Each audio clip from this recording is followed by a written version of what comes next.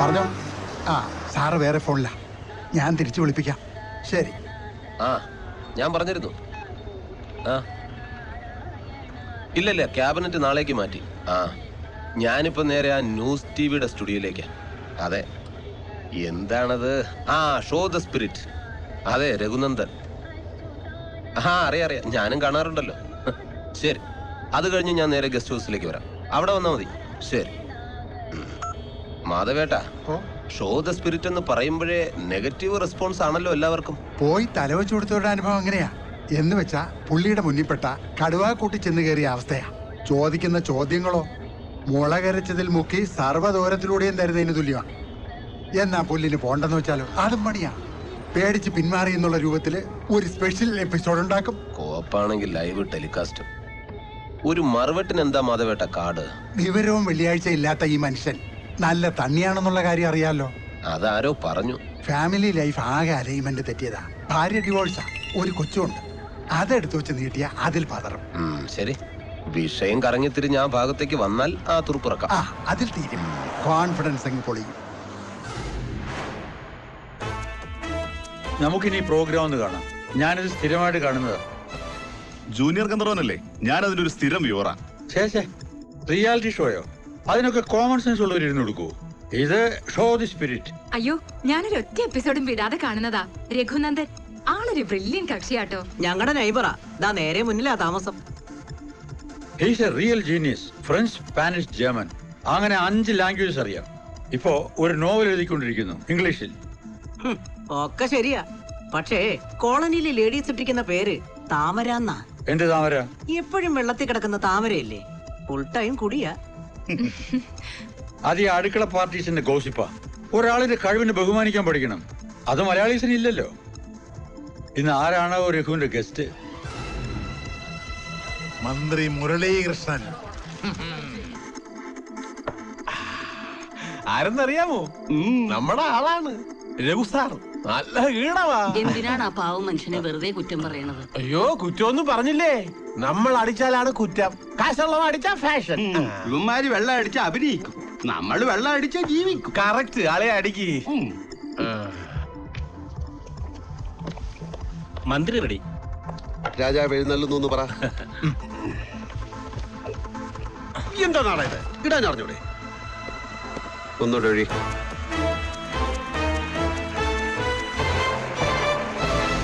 News ടിവിയുടെ പ്രേക്ഷകർക്ക് സുസ്വാഗതം ഷോ ദ സ്പിരിറ്റിലേക്ക്. ഞാൻ ആദരപൂർവ്വം ക്ഷണിക്കുന്നു ഇന്നത്തെ അതിഥിയെ, ബഹുമാനപ്പെട്ട ടൂറിസം സാംസ്കാരിക വകുപ്പ് മന്ത്രി Shri Muralikrishnan and master of the show Shri Raghunandan.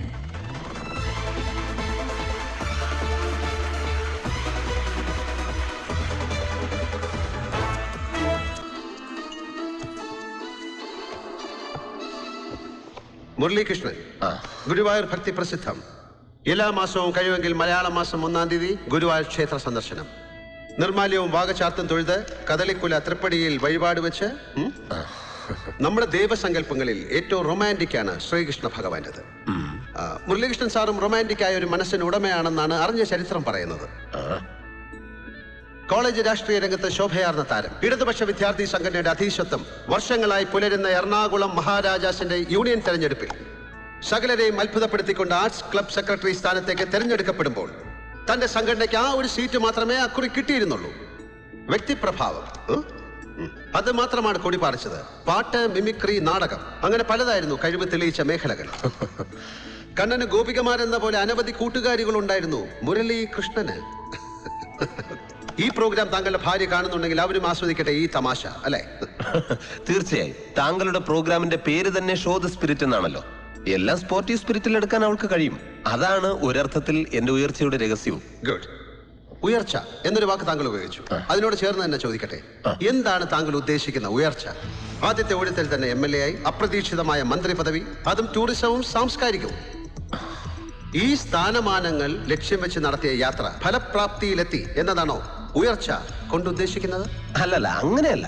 ഒരു പൊതുപ്രവർത്തകൻ എന്ന നിലയിൽ താങ്കൾ പറഞ്ഞ പോലെ വിദ്യാർത്ഥി രാഷ്ട്രീയത്തിൽ തുടങ്ങി ഇപ്പോൾ ഈ നിമിഷം താങ്കളുടെ മുന്നിലിരിക്കുന്നതുവരെയുള്ള യാത്രയിൽ ഞാൻ പാലിച്ച സംശുദ്ധത, അതിനെയാണ് ഒരു വ്യക്തി എന്ന നിലയിൽ ഞാൻ ഉയർച്ച എന്ന് വിശേഷിപ്പിക്കുന്നത്.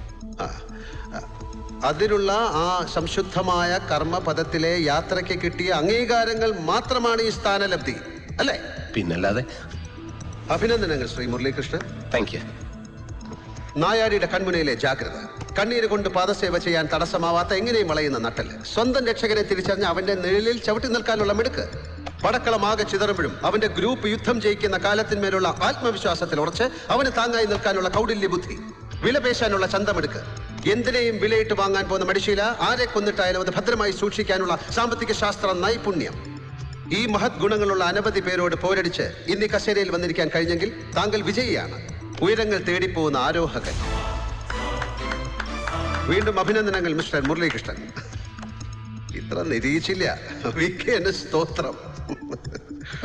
താങ്കൾ മധുരമായി ചിരിക്കുകയും എന്നാൽ തൊടുക്കുന്ന വാക്ക് വിഷമുനയുള്ളതും ലക്ഷ്യം ഭേദിക്കുന്നതുമാണെന്നറിയാം. ചോദ്യങ്ങൾ ഉണ്ടെങ്കിൽ അതിലേക്ക് കിടക്കാം. എന്താ? തീർച്ചയായും. പത്രങ്ങൾ, ടെലിവിഷൻ ചാനലുകൾ എല്ലാം നമുക്ക് കേരളത്തിന്റെ ആൺനീചതയുടെ വാർത്തകളാണ് ദിനവും കൊണ്ടുവന്ന് തരുന്നത്. സ്ത്രീ ഒരു ലൈംഗിക ഉപകരണമായി മാറിപ്പോയിരിക്കുന്നു. പൊതുസ്ഥലങ്ങളിൽ, ഇരുള് വീണ വഴികളിൽ, എന്തിന് സ്വന്തം വീട്ടിനുള്ളിൽ പോലും അവൾ സുരക്ഷിതയല്ല. പ്രായഭേദമില്ലാതെ അവൾ നായാടപ്പെടുകയാണ് നാടെങ്ങും. സാംസ്കാരിക കേരളം എന്ന വാക്ക് ഒരു മുഴുത്ത തെറിയായി കഴിഞ്ഞോ? കേരളം ഇന്ന് നേരിടുന്ന സാമൂഹ്യ പ്രശ്നങ്ങളിൽ ഏറ്റവും ഗുരുതരമായ ഒന്നാണ് സ്ത്രീപീഡനത്തിന്റെ ആവർത്തിക്കപ്പെടുന്ന കഥകൾ. മദ്യപാനാസക്തിയാണ് ഇതിന് കാരണമായി നമ്മൾ ആദ്യം കാണേണ്ടത്. പുരുഷന്മാരിലെ മദ്യപാനാസക്തി കുടുംബ ബന്ധങ്ങളെ ശിഥിലമാക്കുന്നു. പല ബന്ധങ്ങളും വിവാഹമോചനത്തിൽ കലാശിക്കുന്നു. അതൊരു വലിയ സാമൂഹ്യ വിപത്താണ്. ശ്രീ രഘുനന്ദൻ വിവാഹിതനാണോ എന്ന് എനിക്കറിയില്ല. ആണോ? ഞാൻ വിവാഹിതനായിരുന്നു. 7 വർഷം മുമ്പ് വിവാഹമോചിതനാവുകയും ചെയ്തു. അന്നും ഇന്നും ഞാൻ മദ്യപിക്കുന്ന ഒരാളുമാണ്. ആ ദുശീലമാണോ വിവാഹബന്ധത്തിന്റെ തകർച്ചയ്ക്ക് കാരണമായത്? ക്ഷമിക്കണം, ഞാൻ താങ്കളോട് ചോദ്യം ചോദിക്കേണ്ട ആളല്ല.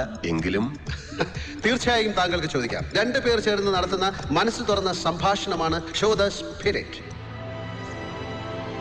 മദ്യപാനമടക്കമുള്ള ഒരുപാട് കാര്യങ്ങളിൽ വിയോജിപ്പുണ്ടായിരുന്നു. എന്റെ ഭാര്യയായിരുന്ന മീരയ്ക്ക്. അതാണ് അവരുടെ പേര്. ഒരുമിച്ചൊരു ജീവിതം അവർക്ക് അസഖ്യമായപ്പോൾ ഞങ്ങൾ 2 പേരും ചേർന്നെടുത്ത യുക്തിപൂർവമായ ഒരു തീരുമാനമായിരുന്നു ആ വേർപിരിയൽ. അവരിന്ന് മറ്റൊരാളുമായി സുഖകരവും ആനന്ദപൂർണവുമായ ഒരു ജീവിതം നയിക്കുന്നു. ഈ നഗരത്തിൽ അല്ല, ഈ ലോകത്തിൽ തന്നെ എന്റെ ഏറ്റവും പ്രിയപ്പെട്ട കൂട്ടുകാർ അവർ 2 പേരുമാണ്. Alexi, Meera, hope you are watching the show. തിരിച്ചു വരട്ടെ സാർ അടുത്ത ചോദ്യത്തിലേക്ക്. ചോദിക്കണം. വർദ്ധിച്ച ലൈംഗികാസക്തിയും ലഹരി പദാർത്ഥങ്ങളുടെ ഉപഭോഗവും ശീലമാക്കിയ നമ്മളുടെ സമൂഹത്തിനായി, അല്ലെങ്കിൽ അവരുടെ ഭയപ്പെടുത്തുന്ന ലൈംഗിക തൃഷ്ണയിൽ നിന്ന് നമ്മുടെ അമ്മമാരെ, സഹോദരിമാരെ, പെൺമക്കളെ രക്ഷിക്കാൻ സർക്കാർ നിയന്ത്രണത്തിലുള്ള ആരോഗ്യവകുപ്പിന്റെ നിഷ്കർഷകൾ പാലിച്ചുകൊണ്ട് നടത്തുന്ന വേശ്യാലയങ്ങൾ എന്തുകൊണ്ട് ആരംഭിച്ചുകൂടാ? അത് പോയിന്റ്. മിസ്റ്റർ രഘുനന്ദൻ, മോഷ്ടാക്കളുടെ ആവശ്യാർത്ഥം ഇനി നാട്ടിൽ രാത്രികാലങ്ങളിൽ വീടുകളൊന്നും പൂട്ടിയിടാൻ പാടില്ല, മോഷ്ടാക്കളും മനുഷ്യരാണ്, അവർക്കും ജീവിക്കണ്ടേ എന്നൊക്കെ പറയുമ്പോലുള്ള സില്ലി സ്റ്റുപ്പിഡിറ്റിയാണിത്. നോക്കൂ സുഹൃത്തെ, നമ്മുടെ ജന്മഭൂമിക്ക് മഹത്തായ ഒരു പാരമ്പര്യമുണ്ട്, സംസ്കാരമുണ്ട്. ഇന്ത്യയിലെ ചില നഗരങ്ങളിൽ സർക്കാർ അനുമതിയോടുകൂടി ഇത്തരം സാമൂഹ്യ വിരുദ്ധ സ്ഥാപനങ്ങൾ പ്രവർത്തിക്കുന്നുണ്ട്. അതിന് ചരിത്രപരമായ കാരണങ്ങളുമുണ്ട്. എന്നുവച്ച് അതൊരു നിയമമായി അംഗീകരിച്ച് നടപ്പിലാക്കുക എന്ന് പറയുന്നത് അരാജകത്വമാണ്. It's anti social. വലിയ ഡിബേറ്റിനുള്ള വിഷയമാണ്. വിശദമായ ചർച്ച എന്ന അത്യാഹിതം പിൽക്കാലം സംഭവിക്കട്ടെ. വ്യക്തിപരമായി താങ്കൾ വേശ്യാലയങ്ങൾക്കെതിരാണ്? തീർച്ചയായും. ആ തൊഴിൽ ചെയ്ത് ജീവിക്കാൻ വിധിക്കപ്പെട്ട സഹോദരിമാരെ പുനരധിവസിപ്പിക്കണം. എന്റെ സർക്കാർ അതിൽ പ്രതിജ്ഞാബദ്ധരാണ്. അവരുടെ നരകതുല്യമായ ജീവിതങ്ങളെ നേരിട്ടറിയാൻ താങ്കൾ ഏതെങ്കിലും വേശ്യാലയങ്ങൾ സന്ദർശിച്ചിട്ടുണ്ടോ? നെവർ. ഞാനിത് വിശ്വസിക്കണോ മിസ്റ്റർ മുരളീകൃഷ്ണൻ? സത്യം വിശ്വസിക്കണം, മുൻധാരണകളില്ലാതെ. അതാണ് അന്തസ്സുള്ള മാധ്യമ പ്രവർത്തനം. ആ ഉപദേശത്തിന് നന്ദി. കഴിഞ്ഞ മാർച്ചിൽ മക്കാവു ഐലൻഡിലേക്ക് സാർ ഒരു യാത്ര പോയിരുന്നല്ലോ. ടൂറിസം മിനിസ്റ്റർ എന്ന നിലയിൽ അങ്ങനെ യാത്രകൾ ഒരുപാട് ചെയ്യേണ്ടി വരും. കണ്ടറിയണമല്ലോ പലതും കണ്ടു ബോധ്യപ്പെടണം. നിങ്ങൾക്ക് മുമ്പ് ഇതേ ചെയറിലിരുന്ന പലരും ഇത്തരം യാത്രകൾ ചെയ്തിട്ടുണ്ട്. പക്ഷെ മെക്കാവിലെ സാൻ പെഡ്രോ എന്ന പഞ്ചനക്ഷത്ര വേശ്യാലയത്തിൽ താങ്കൾ നടത്തിയ സന്ദർശനം എന്തിനായിരുന്നു എന്ന് ഞാൻ ചോദിക്കുന്നില്ല.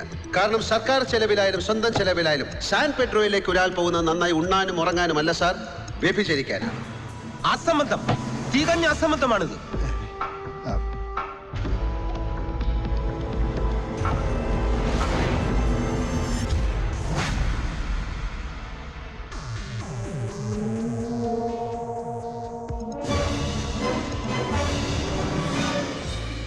ഈ ഫോട്ടോഗ്രാഫ്സ് അത് ഫേക്ക്. ഉടലും തലയും ഒട്ടിച്ചു ചേർത്ത് ഫേക്ക് ഫോട്ടോസ് ഉണ്ടാക്കുന്നത് ഇക്കാലത്ത് കിൻഡർ ഗാർഡനിലെ കുഞ്ഞുങ്ങൾക്ക് ചെയ്യാവുന്നതേ ഉള്ളൂ. ഇതല്ലാതെ എന്തുണ്ട് മറ്റു തെളിവുകളെന്ന് ചോദിക്കുന്നോ സാർ? ഞാൻ ഉത്തരിക്കാൻ തയ്യാറാണ്. മറുപടി പറയടാ. ഇല്ല, ഈ വ്യക്തിഹത്യയുടെ വേദിയിൽ ഇനി ഒരു നിമിഷം എനിക്ക് ഇരിക്കാൻ പറ്റില്ല. ഇത് കരുതിക്കുട്ടിയുള്ള അപമാനിക്കലാണ്. ഇതിന്റെ പിന്നിൽ പല ദുഷ്ടശക്തികളുമുണ്ട്. പൊതുപ്രവർത്തകന്മാരെ വ്യക്തിഹത്യ ചെയ്യുന്ന തന്റെ ഈ പ്രോഗ്രാം ഉണ്ടല്ലോ. I am sorry, let me go.